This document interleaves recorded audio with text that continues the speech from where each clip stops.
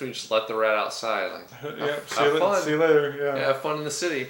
Yeah. City rat. City rat. Could be a city rat. Be a pizza rat. Mouse rat. Yeah. It's gonna be a great show. Great show for our viewers tonight. Yes. Hello, Chaz. I'm Dan. And I'm Internet. Welcome to Wine is Serious Business, episode 282, I think. Don't ask me. 282. We just finished that great big vertical, 2 weeks of Pinot Noir that you've all heard of before. That was an incredible show. Yeah. It was a lot of fun to film. Yeah, good times. I hope you guys enjoyed it. This week we've got 3 bottles of Pinot Noir that are a little less well known. Still pretty reliable producers. None of them are brand new. Some of them have some pretty long history actually. But we haven't done any of these on the show for a while. Some on the shelf. Thought I'd check them out. Right on. So we'll start first with the Helioterra. Yep. 2012. I poured you big. Sorry about that. That's fine. Made by Anne Hubach, I think is how you pronounce it. I don't know. But she's super friendly. I met her down at Southeast Wine Collective a number of times. Yeah. Kind of known for her Syrah and her Malone. I know those get out in the world a lot. So anyway, I haven't tried this wine before. Looking forward to giving it a shot today.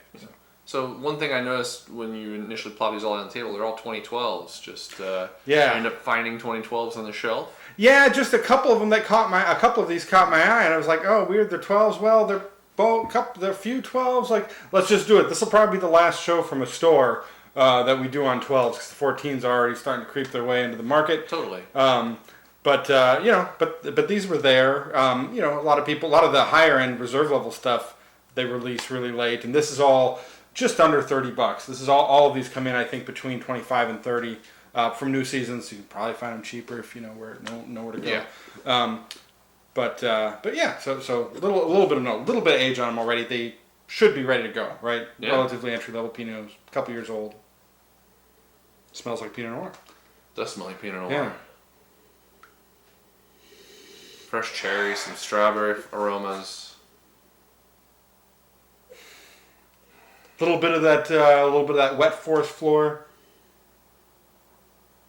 Yeah, like a little maybe bark dust, something like that. Maybe a touch of something with a little red licorice or something. Yeah, I can see it. There's maybe even like a little hint of black licorice. What's Kat think? Not interested. Not interested. That's weird. Not a wine drinker. He loves food, so it's strange you wouldn't want to drink the wine. Yeah. All right. Well.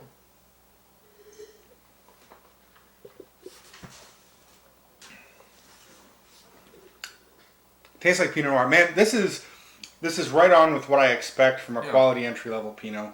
A little bit of those strawberry flavors again, a little bit of that forest floor that I was talking about. Tannins on the back end, getting a little edge of bitterness to it. But I think some folks kind of like that contrast, a little change up, keep it from being too heavy, too fruity for 2012, a warmer year, right? Like there definitely were some bigger wines coming out of this. I wouldn't describe this as a big Pinot. No, not at all. And the fruit flavors are pretty well balanced with like the acid and the sort of and they're not overdone. Brighter cherry fruit. Yeah. Sort of ends a little like starting to edge towards sour tartness. Yep. Right, but not strong or not overwhelming in any regard. Really not that intense across the board. Like pretty well balanced. Right. So. Yeah. Pretty straightforward. I think nothing really crazy going on.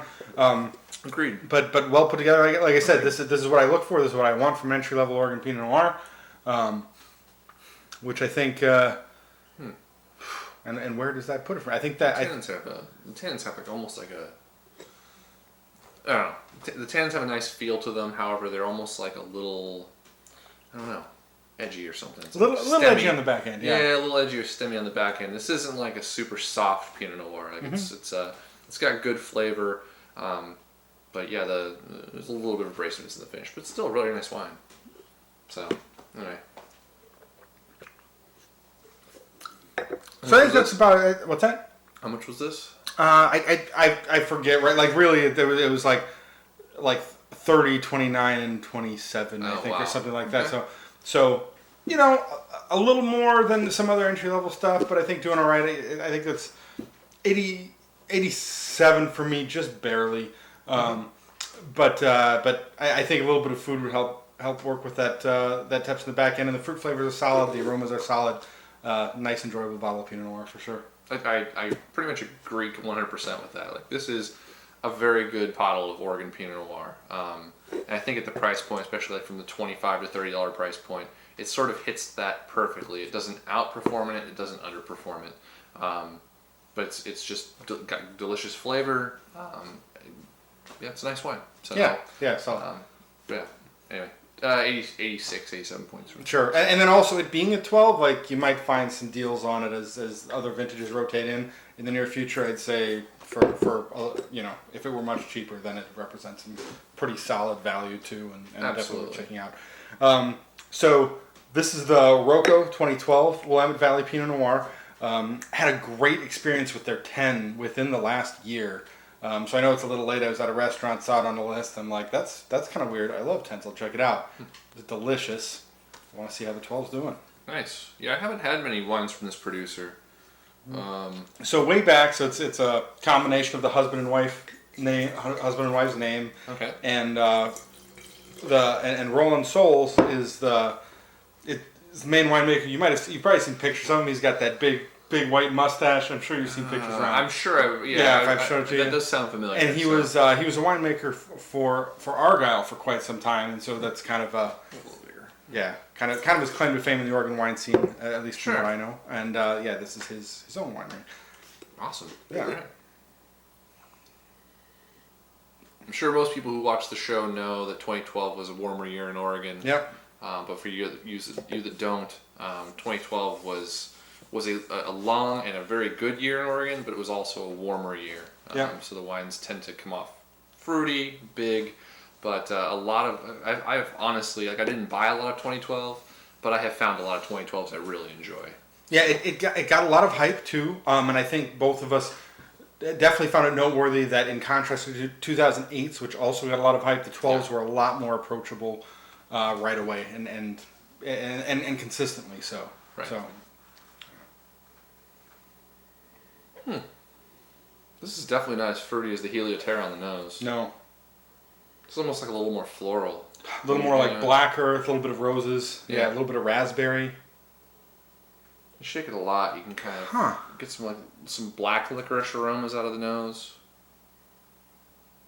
Man, I feel like this is pretty interesting. Yeah, this is. I mean, it's the Helioterra was also. It smelled wonderful, but this is like it makes you think a little bit.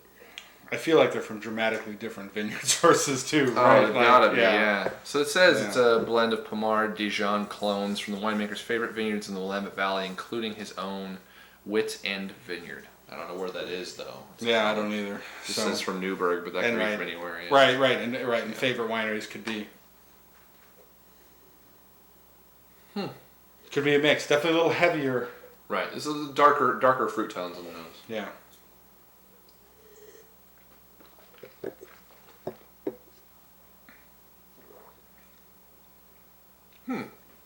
Another one that's pretty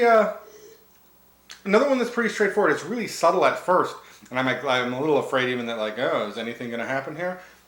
Fruit flavor rises up a little bit in the end, so you definitely get some of those raspberry flavors, a little bit of darker flavors, and kind of like some acidity, and again a little bit like little stemmy tannins kind of sitting in the center of the palate for quite a while. This is not sort of typical Oregon Pinot.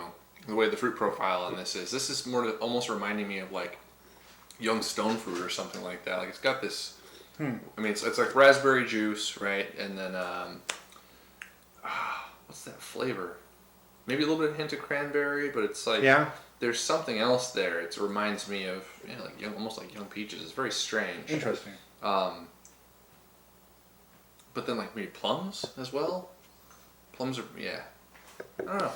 You're not getting the peach. I can see the plums. Maybe my palate's just off today. I don't know. I've been working on a house all day, so sniffing glue. Very response. Nice. Eating paste, all that good stuff. That's what you do when you work on houses. Yeah.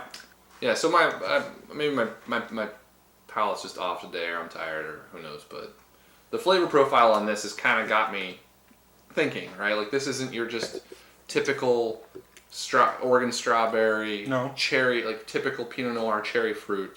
the kind of fun thing about this is that it's providing me with different flavors, darker flavors, maybe a little plum, maybe a little bit of cranberry, definitely some raspberry flavors, leading into like sort of black licorice, which is kind of neat on the finish.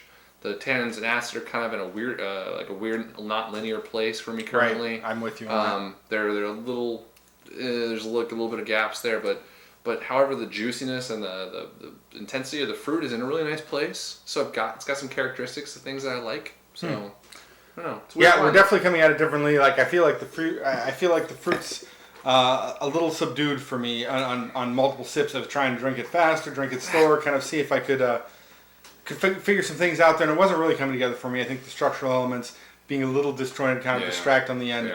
On the upside, like these earthy flavors, these darker flavors do have a delicacy to them, and I think that will appeal to some people. I think you made a really good point that it's not a cliche Oregon Pinot in a lot of ways. It gives you a little more to think about. That said, it's 85 for me right now. I could see it integrating and becoming a little more interesting with a little more time. But now is not the right time for it, right? Sure. Yeah. I mean, in my mind, I would drink it. I'll drink it, but yeah. I think it's a little more complex than Helioterra, but at the same point, you're spot on with the talk about the structure. I mean, it's just a little bit. It's not integrated currently. It's it's just not a complete package. Like the acid kind of comes in a little strange at the finish. Whatever. 84 points. I think it's a nice wine. Yeah. Leave it at that. Yeah, leave it there. All right. On to the last one for today. The Lange Willamette Valley Pinot Noir, also 2012. Their stuff's been on the show before, but it's been quite a while, I think. Yeah, I think 2010 or... Yeah. I don't know. It's been like a long time. They're located up in the Dundee Hills, but... I don't know if they say, but I'm pretty sure they source fruit for this, and it's pretty well distributed too. Oh wow, that's a change. That's a shift in gears. That Dundee fruit. Wow. Yeah, I know, right? Yeah, 3 very different wines tonight. That's cool. That's good. It's good to see. All right, this is quite a bit darker too, man. This is like you can't even see through this wine. Yeah. Wow. And a lot bigger on the nose, man. You're getting like big time, yeah. So this is a lot stronger on the nose. I mean, like I feel like we should have flipped these around. You know, if we'd started with the Roco, went into the Helioterra, we probably wouldn't be feeling like the Lange is like this big wine, but it is large. So, I don't know, man. I feel like kind of like some dark cherries, raspberries, and like you dump the whole thing into a bunch of animals and they rolled around. There's like definitely an animal scent there. And I'm not gonna say it's like dog or like cow. And when people talk about animals often, it's like a euphemism for this smells like poop. I'm not saying that. Like this is definitely just kind of a little wild aroma. Yeah. Do you smell like oak on the nose at all in this? I mean, like to me, it smells a bit oaky, like it's got the toast sort of thing, or like the campfirey sort of char aromas. Now that you've said it, I can kind of see it, but it's not strong to me. Okay. And, it stuck out to me initially a little bit, but maybe it's just the savageness of the menagerie is standing out to me. Yeah. Smell it. Where are those cats? But it certainly smells good. I mean, honestly, it smells good.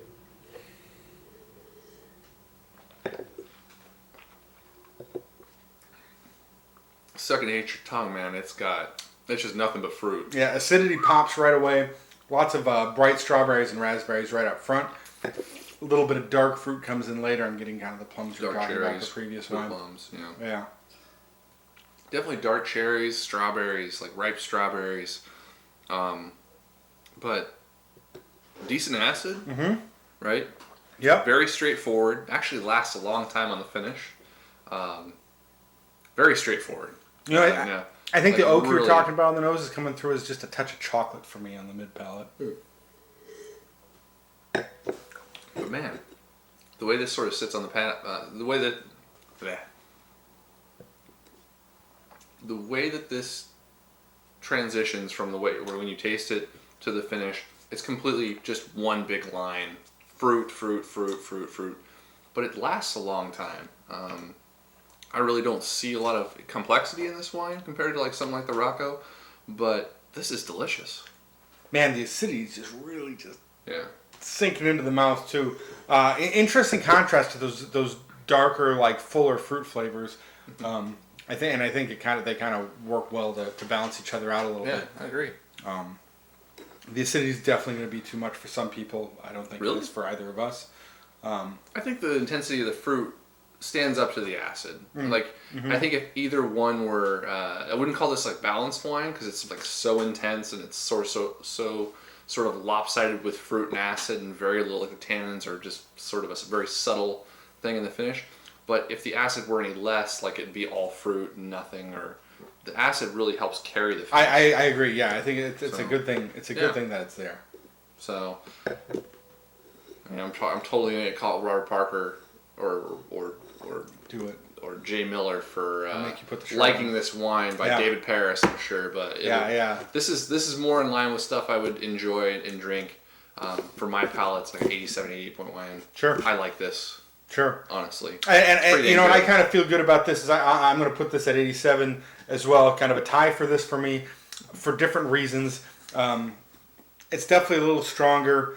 And it's the lowest alcohol level of all three. And wines. it's definitely that's label. interesting. And it's definitely more complex than this. But as much as that is like interesting, in some ways it's always not super engaging for me. Again, the animal sense, while engaging, kind of making you think about it. It's kind of a unique experience. It's also, I'm not sure if I like it or not. And this definitely has some strength to it. It's not big Pinot Noir in the way that, like, there was some sort of sexual joke there, but I missed it. Oh, well, that's fine. That's all right. People can fill in the blanks there. I'm sure they will.